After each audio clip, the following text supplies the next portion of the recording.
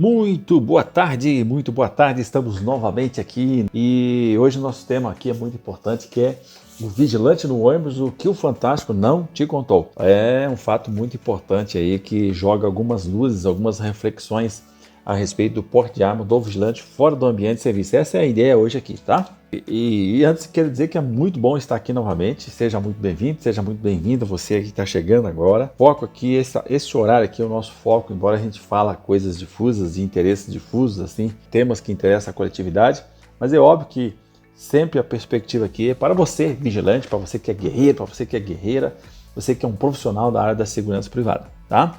E eu aproveitei esse tema que aconteceu, esse fato, e eu já estava, o fato aconteceu foi numa quarta-feira, se não me engano, dia 10, foi numa segunda-feira, e deu muita repercussão nos grupos de WhatsApp, dos vigilantes, e o pessoal comentando comigo e tal. E aí no dia 16, o que aconteceu? No Fantástico saiu uma reportagem até muito eloquente a respeito da violência nos ônibus aí no trecho da BR-116, ali no Paraná, e em outros locais também, mas claro que não é uma realidade só dali, é uma realidade do Brasil todo, e também não é só uma realidade de ônibus de linha, né?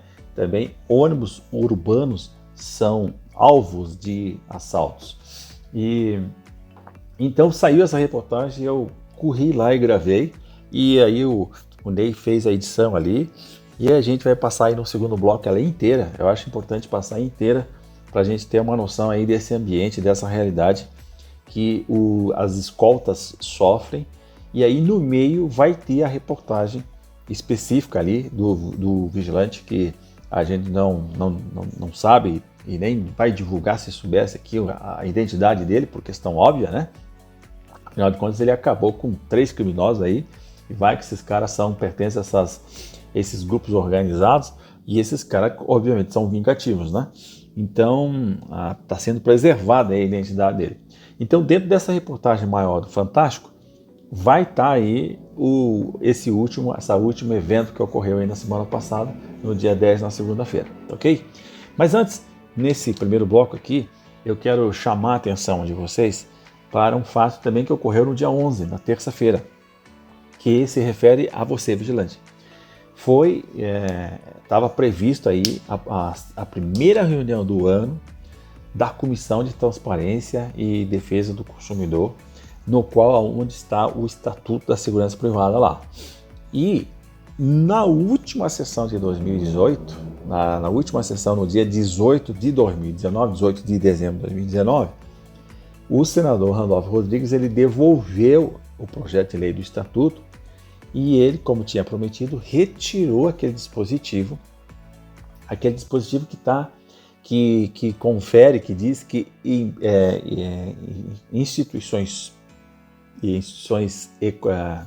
agências bancárias, instituições financeiras, né, que são as agências bancárias, elas não podem participar e ter e montar empresas orgânicas no serviço de transporte de valores.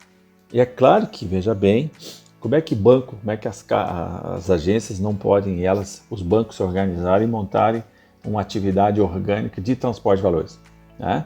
Isso interessa para quem? Interessa para os grandes grupos, interessa para a Prosegur, para a Protege, para a Help, né? Para a Brinks, são as grandes empresas que interessam. E esse mercado é um mercado milionário. Então ocorre o seguinte, ele já tirou esse dispositivo, só para lembrar, né, que 2 senadores pediram vistas. E eles têm agora, essa sessão agora que aconteceu, já era para eles terem devolvido, eles não devolvido, e foi retirado de pauta esse tema, até porque é um tema polêmico. Então tinha até a previsão de voltar à tona, e não veio, mas na outra semana tem a outra sessão, que não está previsto, e depois tem a outra sessão. Então, mais 2 semanas, que daí vai entrar em março, aí é onde provavelmente a chapa vai esquentar aí nesse aspecto, tá legal? Então essa é a informação aí. Então vamos preparar aí o áudio para você assistir, né? O áudio para a gente ouvir no segundo bloco. Eu vou dar aqui só a introdução aqui que é o fato que nós vamos focar. Então, assaltantes, eles morreram baleados por passageiro durante assalto. Esse que foi o anúncio aqui, lá na BR-116. Esse que foi o anúncio que saiu aqui no dia 10, na madrugada, né? No dia 10, o ônibus que vinha de São Paulo, onde 3 homens morreram nesse assalto, e eles fizeram uma tentativa na aviação catarinense, e fica ali num lugar chamado Campina Grande, na BR-116, que é a região metropolitana de Curitiba, onde não tem, tipo assim, uma serra onde os caminhões, os ônibus, eles reduzem a velocidade, e é onde é aproveitado, os criminosos se aproveitam disso para poder abordar os ônibus e assaltar ali naquela região. Então, segundo as informações que a gente procurou na internet e tal, e segundo também a Polícia Federal, era mais ou menos umas 2h30 da madrugada ali, foi de quarta-feira, né? Quarta-feira, dia 12, que ocorreu. E o que aconteceu? Os caras chegaram, eram em 4 e 3 entraram no ônibus. Esses 3 que entraram no ônibus, eles anunciaram o assalto e lá dentro tinha um vigilante. Lá dentro tinha um vigilante que tinha porte de arma, que tem, né, o porte de arma. Ele estava de porte de arma com uma pistola 380 e ele alvejou os 3 que estavam dentro do ônibus. E um deles, alvejado, sei lá em que circunstância, pulou pela janela e morreu atropelado, né? Pulou da janela, um caminhão pegou o cara. Então pensa na dinâmica desse fato. Qual foi assim a consequência ali que ocorreu, segundo as informações? Uma senhora foi alvejada, ela teve uma sequela, teve ali uma lesão leve, né, perto aí da orelha e tal, aí, mas tranquilo, sem nenhum risco de vida, tá? O vigilante, obviamente, teve que se apresentar e demonstrou que tinha o porte de arma legal. E como ele agiu, foi enquadrado que ele agiu em legítima defesa, e a legítima defesa, só para lembrar, é aquela circunstância onde há risco iminente, atual, à sua integridade física e à vida, ou de outro, que seria o caso, a leitura que o vigilante fez, que havia riscos ali, a integridade física das pessoas, ou a vida até das pessoas, né? E os caras não iam matar ninguém ali, talvez, mas risco à integridade física e à vida, risco à integridade física dos integrantes ali do ônibus, né, dos viajantes, dos passageiros ali, com certeza, né, e o patrimônio deles, tá ok? Então esse foi assim o fato bruto, tá? Foi o fato bruto que aconteceu. E isso deu muita polêmica nos grupos e nos WhatsApp e tal, o pessoal comentando se foi certo, se foi errado, que não deveria ter agido, que correu risco, etc e tal. E aí, como surgiu essa reportagem, eu consegui gravar. Então aí agora no segundo bloco a gente vai ouvir ela inteira, inclusive ali eu quero que vocês prestem muita atenção, que tem a manifestação do delegado, inclusive, que é da região lá e que vai ser responsável para poder abrir o inquérito, fazer as investigações lá sobre a questão e tal. E eu quero aproveitar essa reportagem para poder refletir algumas coisas referente à questão das condições de trabalho que os vigilantes são colocados, principalmente os vigilantes esses de escolta, e os vigilantes que estão agora estão muito requerendo o porte de arma porte de arma de fogo fora do ambiente de serviço, tá ok? Então, depois a gente volta e vem discutir e alongar um pouco essa questão, tá ok? Vamos agora então ouvir a reportagem inteira que saiu no Fantástico domingo passado, do dia 16. Vamos ouvir ela inteira e aí depois a gente volta para fazer os devidos comentários, ok? Vamos a ela então. Os passageiros se desesperam. O motorista é obrigado a parar e abrir a porta para os bandidos. Armado com uma pistola, um homem atira 5 vezes no teto do ônibus. Ele grita e exige o dinheiro dos passageiros. E agride essa mulher. As vítimas também são forçadas a entregar objetos de valor. Do lado de fora, integrantes da quadrilha trocam tiros com 2 agentes de segurança que faziam a escolta do comboio.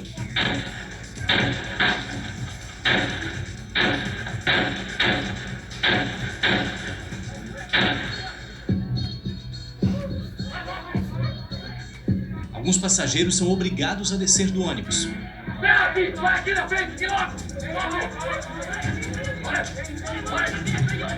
E são usados como escudos humanos na fuga dos bandidos. Toda a ação durou menos de 10 minutos. Jean é um dos seguranças que faziam a escolta do ônibus que ia de Pelotas, no Rio Grande do Sul, para São Paulo naquela noite, em agosto de 2019. Os caras chegaram atirando. A primeira coisa que a gente viu foi os estalos, os estouros já dos tiros e a munição pegando no carro. Fuzil, pistola, a pistola .40, os caras estavam com armamento pesado. 6 meses depois, ele ainda se recupera do tiro de fuzil. A bala e os estilhaços ficaram alojados na perna. O projétil entrou na parte de trás, aqui embaixo, e ela alojou aqui em cima, mais para cima. E eu fui atingido, meu parceiro foi atingido quase de imediato também. Paulo Roberto Coelho, de 30 anos, levou um tiro na barriga. Aí galera, assalto aqui em Campina Grande do Sul aqui, ó. Os caras tudo baleados aqui, né? Os caras da escolta aí. Deitado na estrada, ele ainda conseguiu enviar um áudio para a empresa de segurança. Eu quero ajuda, mano, não vou aguentar. Paulo chegou a ser socorrido, mas morreu horas depois. Até hoje eu não consigo assimilar direito isso, sabe? É muito pesado. Esta mulher era uma das passageiras. Eles estavam muito agressivos, estavam dando tiro dentro do ônibus, agredindo as pessoas. Inclusive, eles me deram um chute. Foi horrível, foi horrível. O assalto foi no Paraná, na BR-116, em Campina Grande do Sul, região metropolitana de Curitiba. É o principal caminho utilizado pelos ônibus que todos os dias partem do sul do país rumo a São Paulo. Os passageiros são, em sua maioria, comerciantes e donos de lojas que vão fazer compras na região do Brás e da 25 de março. Muitos viajam com dinheiro vivo e, por isso, viraram os alvos preferidos das quadrilhas que aterrorizam as estradas do Paraná. No ano passado, foram registrados 44 assaltos a ônibus nas rodovias estaduais e federais que cortam o estado. Este ano, já foram 13 assaltos. O risco é maior quando os ônibus cruzam a divisa de Santa Catarina e entram no Paraná. São 80 quilômetros pelas BRs 376 e 116. A maioria dos assaltos acontece durante a noite, geralmente em trechos de subida com muitas curvas que obrigam o motorista a reduzir a velocidade. São quilômetros com pouca iluminação e sem postos de apoio da concessionária ou da polícia. No trajeto, não tem sinal de telefonia. Nas chamadas áreas de sombra, celulares e rastreadores não funcionam. Todos esses fatores tornam essa viagem extremamente perigosa. O acesso a estradas menores facilita a fuga dos bandidos. Por tudo isso, esse trecho ficou conhecido como Rota do Terror. É um trecho muito curto onde acontecem os assaltos. É uma terra de ninguém, né? Só na última quarta-feira, foram 2 casos neste mesmo trecho. Bandidos atacaram 2 ônibus de linhas interestaduais na BR-116. Num dos ataques, um ônibus com 45 pessoas foi parado por um carro com 4 homens armados. Eles entraram no ônibus e anunciaram um assalto. Um passageiro que estava armado reagiu. 2 assaltantes morreram baleados. E um terceiro, que estava na parte de cima do ônibus, tentou fugir pela janela e morreu atropelado por um caminhão. O homem que dirigiu o carro conseguiu escapar. Na hora a gente tem um choque, né? Porque quando tá rolando tiro, você não sabe pra que lado vai. E eu tava bem na porta, bem na subida da escada. Uma mulher levou um tiro de raspão na orelha. Ela foi atendida e passa bem. Este delegado que atua na região criticou a ação do passageiro que viajava armado. O risco é muito grande. Essa ação não é recomendável. Pode acarretar na morte de pessoas inocentes e isso não vale a pena de maneira nenhuma. O homem que reagiu apresentou o registro da arma e foi liberado. A polícia disse que ele não vai responder por nenhum crime porque agiu em legítima defesa. A aviação catarinense informou em nota que não sabia que havia um homem armado dentro do ônibus e que ele era um cliente e não um segurança contratado. Os ataques não acontecem só à noite. Em um outro assalto no fim de semana passado, bandidos atacaram um ônibus que ia de Uruguaiana, no Rio Grande do Sul, para São Paulo. Foi no começo da tarde, num dos horários de maior movimento da BR-376. Tá feia a coisa aí, ó. Botaram fogo no ônibus lá, ó. Motoristas assustados tentavam voltar pela contramão. E deram uma rajada no ônibus de metralhadora e mandaram o motorista atravessar o ônibus na pista. Na fuga, os criminosos atearam fogo num dos carros usados no assalto. Ninguém foi preso. É muito difícil, inclusive, acontecer roubos na parte da tarde, né, do dia. Então é mais uma inovação por parte dos marginais. Esta gravação foi feita durante um assalto na BR-153 em novembro do ano passado em Irani, no oeste de Santa Catarina. Um dos 3 casos registrados no ano passado no estado.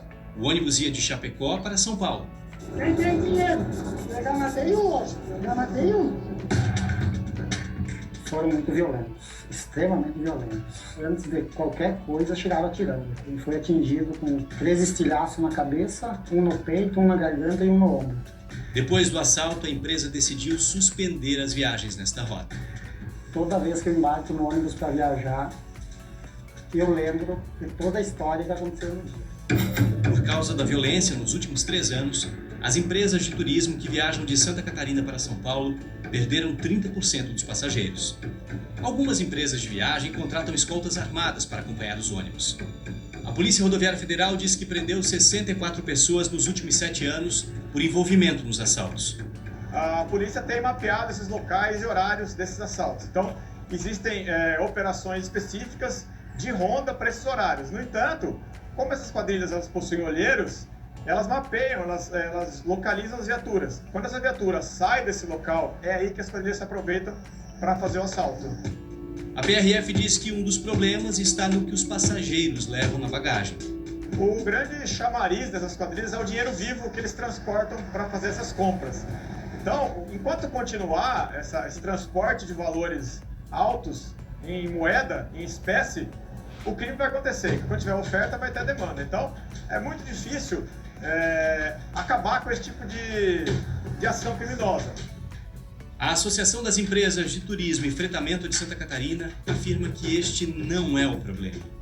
Não basta o empresário investir em rastreamento, tecnologia, câmera, não basta o lojista não levar mais dinheiro.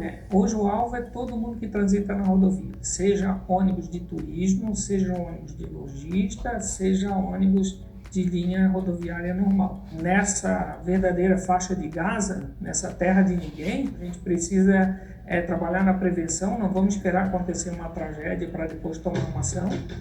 Em nota, a Arteris, responsável pelo trecho com o maior número de assaltos, disse que investe na instalação de iluminação e novas câmeras, e que vem buscando a implantação de novas torres de telecomunicações. Já a Secretaria de Segurança Pública do Paraná diz que desenvolve diversas ações nas rodovias estaduais para coibir os crimes. Para quem já ficou na mira das armas, é difícil superar o trauma. E aí a gente vê que é refém de bandido. A gente está ali na estrada para trabalhar, para ganhar o pão de cada dia da gente, que é onde que a gente sai de casa vivo e não tem a certeza de que vai voltar vivo, porque não temos mais segurança nenhuma. Vocês ouviram aí, muito assustador, né? Muito tiro e uma narrativa que retrata exatamente a realidade das nossas estradas. Esse problema de transporte de pessoas, transportes das nossas aviações, ali nesse trecho é muito mais, já aconteceu mais de 20 nesse ano, mais de 20 assaltos aos ônibus naquele trecho, e aquele trecho ali que fica perto da região metropolitana, e ele é escolhido pelos criminosos porque tem vários acessos e não tem sinal de celular, e geralmente ocorre na madrugada, e vocês sabem, a gente viaja e passa a noite, e à noite a Polícia Federal ela não tem ação, ela fica lá na base dela e ela não se mobiliza, então o pessoal fica realmente muito abandonado. E o que chamou a atenção desse áudio aí, dessa reportagem? Eu gostaria de chamar, primeiro, a atenção, eu queria chamar a atenção para o fato que ele faz a narrativa de 2 fatos que ocorreram a morte de vigilante. E o importante é a gente identificar que ele indica, esses assaltos, eles indicam a fragilidade da escolta armada. Nos 2 episódios, nos 2 episódios, o que ocorre? O vigilante morreu, é um vigilante ali de Joinville, e inclusive um dos vigilantes sobreviventes faz a narrativa. E o que acontece? É flagrante, e eu não sei por que a Polícia Federal não toma atitude nesse sentido, é flagrante você verificar que as escoltas são feitas com um veículo que não é blindado e o contingente da escolta está equivocado, está errado, porque ele deveria ser com 4 vigilantes e são feitos com 2. Ou seja, somente um vigilante fica disponível para ter alguma ação de reação ou de prevenção ou realizar algum procedimento de verificação ou quando ocorre a abordagem.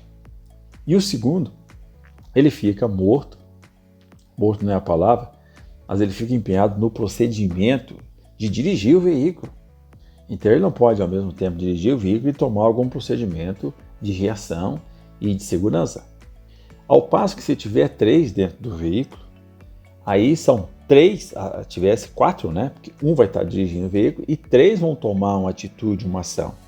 Vamos imaginar numa troca de tiro que ocorre. Uma coisa é 3, 4 criminosos, que é o caso até desse episódio, atirando contra um vigilante. Outra coisa é 3 atirando contra 3. Ou seja, a desproporção da força é muito grande. Ao passo que 3 criminosos estão atirando, o vigilante está dando um tiro. Ou seja, ele vai receber 3. E esses criminosos estão posicionados em lugares diferentes. Ou seja, a trajetória do projetil faz com que o vigilante fique anulado praticamente e ele não tenha o que fazer. Sem considerar o armamento, que é muito pesado, contra o armamento das escoltas, que é o quê? É o revólver 38. Algumas raras possuem a pistola 380 e usam a espingarda calibre 12. E algumas eu já vi que tem a Winchester, que é calibre 38. Muito bem. Então, esse é o primeiro destaque que eu queria dar em relação à segurança dos ônibus que circulam nas BRs. Ou seja, as escoltas, tanto dos ônibus quanto de transporte de caminhão, de carga, eles são deficitários. Em razão dos equipamentos, que a gente fala dos armamentos, e fala também do veículo que não é blindado. Você vê Celta, você vê Gol, né? Você vê Uno, você vê, são todos carros 1.0, não há nenhum carro mais potente, uma caminhonete, não é um carro semi-blindado, não é um carro blindado. Tá? Então, o primeiro ponto sim para a gente alertar nesse aspecto aqui seria esse. Tá? E o que o Estatuto da Segurança? Eu sempre gosto de trazer o Estatuto da Segurança nesse ponto. Porque nesse ponto o Estatuto está prevendo que os veículos eles vão ter que ser blindados, conforme o regulamento. Então essa já é um grande salto nesse aspecto, porque o veículo, no caso, é um equipamento de serviço, ele é um equipamento de trabalho. Ou seja, se o veículo não é blindado, ele vai ser facilmente alvejado com um revólver 38, você mata os 4 vigilantes que estão lá dentro. Imagine o armamento pesado que é utilizado com alto poder de fogo, então quer dizer, um veículo desse normal, a lataria dele não vai aguentar. E outro aspecto que o Estatuto está prevendo, e que é muito bom, é que os vigilantes vão ter que estar equipados com arma de fogo compatível com o risco da atividade na forma do regulamento. O que significa isso na forma do regulamento? É que vai ter a lei, que é o Estatuto, e depois vai vir o regulamento. Ou seja, é o regulamento que vai esmiuçar, né? Que vai, de fato, dizer como vai ser aquele desenrolar daquilo que a lei está falando. A lei diz o que ela quer, mas ela não diz o como, não diz as condições. Então, o regulamento é o que vai regularizar, vai dizer como é que vai fluir. E os detalhes mais ainda, aí entra na portaria, que aí é a Polícia mesmo Federal que faz. Então a lei quem faz são os deputados e senadores, que é o Estatuto, que a gente está aguardando que seja aprovado. Aí o decreto é feito pelo Poder Executivo, não precisa discutir com ninguém. E depois vem a portaria que é feita pela Polícia Federal. Então, nesse aspecto da reportagem que eu estou extraindo a questão da escolta, esse ônibus que ocorreu, o fato que a gente vai comentar daqui a pouco, ele não tinha escolta. Ele não tinha escolta. Mas os outros ônibus que sofreram abordagem e que inclusive tem as imagens logo de cara que o cara entra no ônibus dando tiro, o criminoso entra dando tiro não dentro do ônibus para poder botar o terror, ele tinha escolta e a escolta foi abordada com violência, no qual morreu o vigilante, tá certo? Então, são esses aspectos que eu queria destacar nesse primeiro ponto, tá certo? E aí entra na questão do ônibus mesmo. O estatuto nesse aspecto prevê que uma atividade que é nova, que é inovadora, é a segurança nos transportes coletivos, terrestres, aquaviários e marítimos. Ou seja, vai ser permitido, vai ser considerado uma atividade de segurança privada, que é prerrogativa do vigilante, colocar a segurança dessas vias de transporte. Só que tem um detalhe. A lei não enumera que essas atividades poderão ser prestadas com utilização de arma de fogo. Ela não enumera. E aí que eu queria chamar a atenção, né? Por que ela não enumera que é a possibilidade de uso de arma de fogo? Então, quer dizer, eu vou botar um vigilante. Imagina se tivesse um vigilante ali. Ele não estaria armado. E serviria para alguma coisa?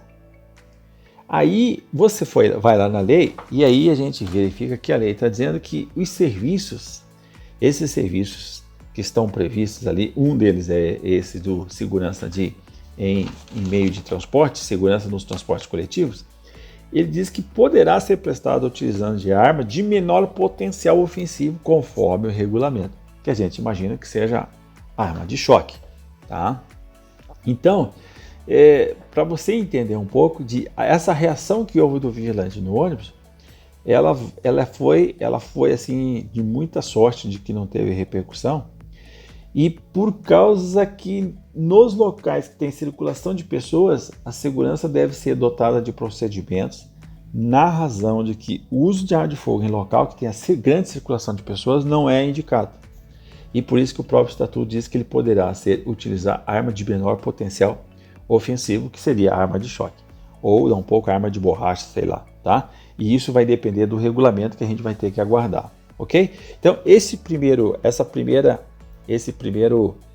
avaliação, essa primeira análise que eu estou fazendo aqui sobre esse evento, sobre essa reportagem, né? Não é nem só sobre o evento, seria sobre a reportagem, para contextualizar esse ponto referente à segurança da escolta e as condições atuais e para onde que vai se projetar com o Estatuto da Segurança Privada, que vê que vai ficar muito melhor e vai elevar o grau de segurança. Vocês prestaram atenção que no comentário aí que houve a respeito desse evento preciso agora, que foi a ação do vigilante, o delegado logo em seguida diz que não é razoável, não é indicado que se tenha essa reação em razão do grande risco que se ocorre, o risco que se cria, né, para terceiros. Você pensa o seguinte, você está dentro de um ônibus local que é apertado, tem gente próxima pra caramba, e aí há uma troca de tiro. Realmente a gente não tem mais informações, né? E eu vou até ver se acho. Esse vigilante mora em Blumenau, eu vou ver se consigo encontrar ele aí mais para frente, porque agora vai deixar essa poeira baixar, para a gente fazer uma entrevista com ele aqui no programa, para ele nos contar assim, os detalhes para a gente ter a ideia das circunstâncias, porque a gente não tem a ideia das circunstâncias, só aquelas notícias rasas ali, a gente fica imaginando. Mas o que a gente ouviu aí? A gente ouviu que os pontos contrários seria o quê? Que a primeira indicação de qualquer técnico, qualquer consultor em segurança, qualquer profissional da área da segurança, qualquer autoridade da área da segurança, vai dizer que em um assalto, o que a gente não deve fazer? A gente não deve reagir. Em um assalto, não se deve reagir, né? Por que não se deve reagir? Porque numa escala de 1 a 10, a reação ela tem ponto 1. Olha bem que louco, hein? De 1 a 10, a reação ela tem um grau 1. Ou seja, é muito raro de você levar vantagem em um assalto. A internet está cheia e toda hora chega notícias de policiais que reagem a assalto e que são mortos ou que são feridos. Aqui no Rio Grande do Sul, que eu digo que eu estou em Santa Catarina, mas ali em Novo Hamburgo, um policial foi morto aí há 15 dias atrás, porque ele foi buscar a mãe dele, que tinha vamos dizer assim, um pequeno comércio com uma padaria, um mercadinho, uma mercearia. Ele foi buscar a mãe lá, 8h30, 9 horas, quando fechava, e quando estava saindo, chegou o cara de moto lá e anunciaram o assalto, e ele reagiu e a desgraça aconteceu, que ele e a mãe foram mortos. Ou seja, toda hora, dei esse exemplo agora que eu lembrei aqui, mas a toda hora está chegando notícias e os índices dizem que há policiais que são mortos porque reagirem a assalto. Uma vez ou outra lá que você vê que o policial reagiu e tal, e ou matou o assaltante, ou evitou o assalto, ou coisas desse gênero. Mas via de regra, de 1 a 10, observe, as notícias são sempre de que quem reage leva desvantagem. Quem reage perde a vida. Tá? Então por isso que deu essa polêmica do vigilante que reagiu, e ele não era policial, ele era vigilante, um cidadão, vamos considerar assim, comum, é um profissional da área da segurança privada, mas né, não tem assim aquele, não há aquele destaque, né? Se fosse um policial já teria talvez um destaque maior, e aí que o delegado foi infeliz. Mas o delegado não está errado em razão disso, porque a orientação é que não reaja, né? Que não deve se reagir, não se deve reagir a quando se tem um assalto em razão dessa estatística aí que a gente está falando. Legal? Agora, a reação com o uso de arma de fogo em local apertado, em local que tem a circulação de pessoas, em um ônibus que tem muita gente, tem passageiros ali, com certeza ele expôs a vida de terceiro em grau elevado. Porque ele foi muito rápido, ele foi muito técnico em agir, que não deu margem para a reação e, portanto, ele foi muito preciso. E aí não aconteceu a sequela, não deu consequências maiores, a não ser aquela senhora que não sabe se foi um projetil dele ou se foi do criminoso que desferiu um tiro e passou aí perto da orelha dela, né? Então houve um pequeno ferimento aí perto da orelha, tá? Mas pensa assim, pensa se de repente morresse essa mulher, pronto. Pensa que de repente essa mulher ficasse com uma lesão gravíssima. Pronto, já estaria, aquela ação dele já estaria comprometida. Porque o bem maior é a vida. O bem maior é a vida. Então, se os assaltantes iriam levar os bens, iriam causar algum susto, algum terrorismo, iria levar os bens, mas a vida estaria preservada. A vida é o bem maior. Então é nesse sentido que ele foi muito criticado. E eu acredito que, cara, eu não sei a circunstância, ele levou muita sorte, né? Ele agiu, ele havia muita sorte. Então, via de regra, os pontos negativos ficaram em torno disso aí. Que ele foi muito, ele agiu de forma imprudente, né? Porque, embora ele foi enquadrado como legítima defesa, a legítima defesa ela é o quê? É uma situação em que incorre riscos à integridade física e à vida de terceiros ou de quem tomou ação. No caso, não há histórico de que esses camaradas aí, esses criminosos que assaltam os ônibus, não existe assim, não há notícia de que eles mataram alguém. Eles assaltam, eles batem, né? Eles causam uma lesão corporal ali, dá uns tapão, um sopatão ali e tal, né? Dá um chute e tal, que acontece aí, algumas lesões corporal assim. Mas o que acontece? Mas fica nisso, né? Então, seria uma legítima defesa? Sim, foi enquadrado como legítima defesa, porque não teria como enquadrar, inclusive porque os criminosos estavam armados e desferiram, deram tiros, a gente não sabe se o tiro foi no ônibus, o tiro, eles dão um exemplo de tiro para parar o ônibus, né? Então, esse ponto aqui e tal. Agora, o que foi de ponto positivo que foi falado também? Que ele agiu em legítima defesa. Então, ok. Ele agiu em legítima defesa, tanto que ele foi enquadrado nisso aí e foi embora tranquilo. Segundo ponto positivo, ele evitou o assalto. Né? Ele evitou o assalto. E ele foi, terceiro ponto positivo, ele foi preciso no manuseio da arma de fogo. É isso que eu quero dar o destaque nesse negócio. Ele foi preciso no manuseio da arma de fogo, alvejando os três sem dar chance de reação. Porque se eles reagissem, aí sim traria riscos aos demais passageiros. Porque o criminoso não está nem aí, né? Ele está atirando. E está atirando ali no calor do negócio, na reação. Então, esses debates que ocorreram, eles lançam projeções além do fato ocorrido. É isso que eu estou querendo buscar aqui. Sendo um parâmetro do que pode ser multiplicado na sociedade caso fosse permitido o porte de arma para as pessoas, sem a devida aptidão técnica e o equilíbrio emocional. Porque foi isso que o vigilante teve. Ele teve equilíbrio emocional, ele teve aptidão técnica, ele teve clareza, ele foi altamente técnico no seu procedimento no manuseio da arma de fogo. Que ele agiu com a certeza de que ele não, e ele teria que ter essa certeza, né? De não possibilitar a reação para os criminosos. Porque ele sabia, ele tinha, acho que noção precisa disso. E eu acho que ele contou muito também, foi com a surpresa, porque os criminosos foram surpreendidos, eles não contavam com essa reação tão violenta, né? Receber ali, o cara tá armado com uma 380 que tem um poder de fogo razoável e muito rápida também, né? Você desfere ali um tiro atrás do outro muito rápido, ok?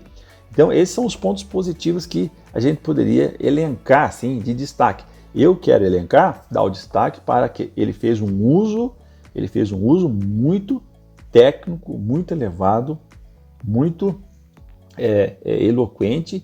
Ele demonstrou aptidão técnica e equilíbrio emocional. Esse conjunto foi que deu o resultado que ocorreu. Se fosse outra pessoa ali, ia fazer merda, de repente, né? Ele não ia ter o controle emocional, ia agir, poderia ser morto e poderia ter outras reações que iria ferir também outros passageiros. Então ele foi preciso. Eu imagino que ele foi preciso pelo jeito assim que ocorreu. Ele foi muito preciso e não houve essa troca de tiro ali com os assaltantes e ele se deu bem, né? Agora, poderia ter ocorrido consequências mais graves ali no ônibus. Então houve também um certo grau de sorte ali, mas ele foi tecnicamente perfeito, demonstrando ter equilíbrio emocional. Muito bem, o que a gente mais pode extrair aqui? O que eu quero chamar a atenção de vocês nesse ponto, nesse fato, que é um fato singelo, ele trouxe discussões e quando traz discussão é muito bom porque provoca reflexões.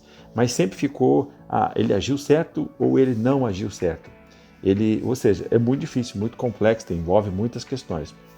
O que eu acho que é razoável, que tecnicamente a gente falando, e que é a lógica de segurança, é que em local de circulação de pessoas, o uso sempre de arma de fogo ele vai ensejar em riscos para terceiros inocentes, né? E é aquilo que a polícia faz, né? O que a polícia faz no Rio de Janeiro? Ela faz o uso da força letal, o uso da arma de fogo em ambientes de circulação de pessoas. E o que a gente vê? Notícias de crianças morrendo, jovens morrendo, adolescentes morrendo. Ou seja, não se pode ter um enfrentamento com o uso de arma de fogo em local de circulação de pessoas, porque o bem maior é a vida e a vida deve ser protegida. Não existe nada maior que a vida. Não existe o patrimônio que vá valer uma vida, né? Então, é preciso usar de procedimentos inteligentes. O que é segurança? Segurança são procedimentos que devem ser habituais e permanentes de prevenção do quê? Dos incidentes e dos sinistros. Agora, o que é o habitual e permanente? Permanente que deve permanecer para sempre, mas é aquele que deve permanecer no nível 8 para cima, no nível 8, 9 e 10 para cima. Então, conforme a complexidade da prevenção, dos procedimentos preventivos, é que quanto mais complexo, maior deve ser o nível da segurança apresentado. E o que a gente vê nesse fato que eu apresentei para vocês, nessa reportagem do Fantástico, eu extraí de lá o quê? Que a segurança está na pré-história. A segurança está na pré-história. A narrativa dos fatos é o que ocorre. Procedimentos criminosos que chegam ao seu intento. Eles fazem um procedimento criminoso e subtraem o bem, subtraem o patrimônio das pessoas, aterrorizam as pessoas e a autoridade pública, total ausência. O que o policial falou? Que fazem rondas e isso e aquilo, coisa e tal, mas que, na verdade, não faz ronda, cara. Na verdade, não tem policiais suficientes. Na verdade, não existe uma inteligência, não existe um procedimento, não existe... a polícia simplesmente se trabalha na reação e não na inteligência, não em procedimentos de prevenção. Ou seja, a segurança, o que é segurança? Eu quero que você pense agora. O que é segurança? Todo mundo fala em segurança, mas o que é segurança? Segurança é você colocar o vigilante armado, super armado? Então não é segurança, não é isso. Né? Não adianta você, o estatuto está prevendo a possibilidade de colocar vigilantes em ônibus, ok. Vai colocar ele armado lá com a metralhadora lá? Vai ter segurança? Não, tem que ter procedimentos. Procedimentos que envolvem a segurança privada e a segurança pública, ligados, né, por uma lógica de inteligência, de prevenção, para impedir e inibir ações criminosas. Então, quando houver isso, aí sim não vai haver espaço para o crime, ok? Porque o que o vigilante fez, e fez muito bem, e tem que bater palmas para ele, foi que ele agiu numa circunstância, eu imagino isso, ele viu possibilidades, porque se ele não visse possibilidades que tivesse reflexos, tivesse repercussões, ele não teria agido. Né? Então ele agiu numa certeza, tanto que temos que bater palmas nesse aspecto. Né? Então eu estou imaginando que ele é uma pessoa preparada, treinada, capacitada, com controle emocional, ele agiu dentro da linha, né? Dentro da linha da segurança, ele agiu e conseguiu o seu intento. Né? Não teve consequências maiores e poderíamos dizer que foi um herói. Se fosse um policial, né? Teria esse preparo? Se fosse qualquer outra pessoa, teria o preparo? Então é isso que a gente tem que analisar. Ou seja, esse fato, o porte de arma fora do ambiente de serviço não deve ser aberto, mas deve ser restrito e deve ser para pessoas que tenham a capacidade e que realmente demonstre a efetiva necessidade e também demonstre a capacidade em nível tal que possa agir na forma como agiu esse vigilante ali no ônibus. Então, a segurança é o que eu quero chamar, que a segurança está na pré-história, no sentido de que nós precisamos, com o estatuto, trazer a segurança para a era 4.0, para a era da modernidade que nós estamos vivendo agora, para o nível de exigência que se está vivendo agora.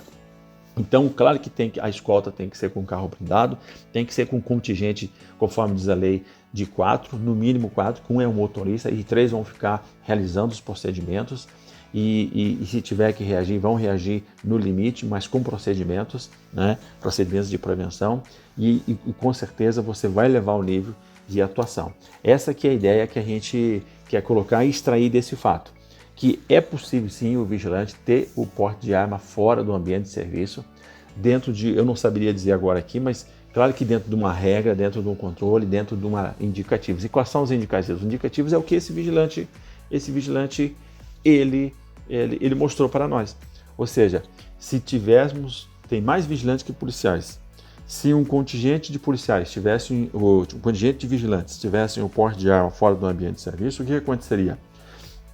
Eles estariam espalhados na sociedade e com isso eles teriam uma intervenção que ajudaria a impedir ou pelo menos inibir. E desses pontos ali eu consigo extrair assim alguns pontos que pesam a favor do vigilante para ele ter o porte de arma de serviço, né? Fora do ambiente de serviço, tá? Porque eu enumeraria aqui alguns pontos aqui, né? Então, eu vou aqui enumerar 4 pontos que são de forma imediata que contribuem para que o vigilante possa discutir que ele tem o porte de arma fora do ambiente de serviço. Né? Então, o que acontece? É que o vigilante já tem o porte de arma em serviço desde 1983. Então, são 36 anos que o vigilante tem um histórico de ter o porte de arma em serviço. E nesse período, ele demonstra ter habilidade técnica e emocional no ambiente profissional. Ou seja, existe muito caso do uso da arma de fogo de vigilantes no ambiente profissional. E ele já demonstrou que ele tem essa capacidade técnica e emocional para fazer isso. E isso pode ser estendido, sob algumas condições, para fora do ambiente de serviço. O segundo é que, a cada 2 anos, o vigilante passa por uma atualização de sua capacidade técnica de manejo e uso de arma de fogo e aptidão psicológica, e ainda tem que comprovar a idoneidade penal, e ele renova o seu referencial técnico teórico da formação básica. Nem a força policial realiza esse empenho de atualização. Isso não ocorre nas polícias. O terceiro ponto muito forte está na atualização e, religiosamente, ele é controlado pela Polícia Federal através do sistema GESP, que é o Gerenciamento da Segurança Privada. E um quarto ponto seria que a função do vigilante é de impedir e inibir ações criminosas. Já sendo considerado lá na portaria hoje atual, na 3233, como sendo uma força paramilitar complementar à segurança pública, ele quase que se equipara à categoria de guarda municipal, aos agentes de trânsito e aos órgãos policiais que realizam segurança ostensiva. Então o vigilante realiza vigilância ostensiva igual à polícia militar. Então, de forma imediata, ou seja, mediante que seja aprovado o Estatuto da Segurança Privada, vai gerar ainda mais 4 pontos. Primeiro, que o vigilante vai executar mais atividades, vai passar para 10 atividades, e ele vai ainda a segurança privada vai ser elevada como de interesse nacional e reconhecida em lei como força complementar à segurança privada. Tá? E muito bem.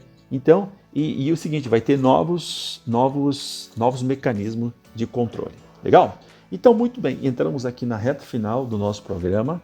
Eu fico muito grato aí pelo seu prestígio, pela sua participação, e fico muito grato também para você me acompanhar no meu canal Pedrosa Providência, que está com 40 mil inscritos no canal, e nós estamos completando 400 vídeos diários. A gente lança um vídeo diário toda semana.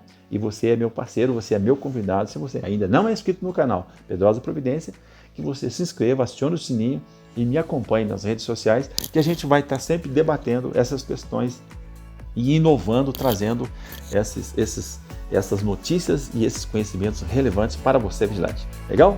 Fique com Deus, um abraço, até mais, tchau!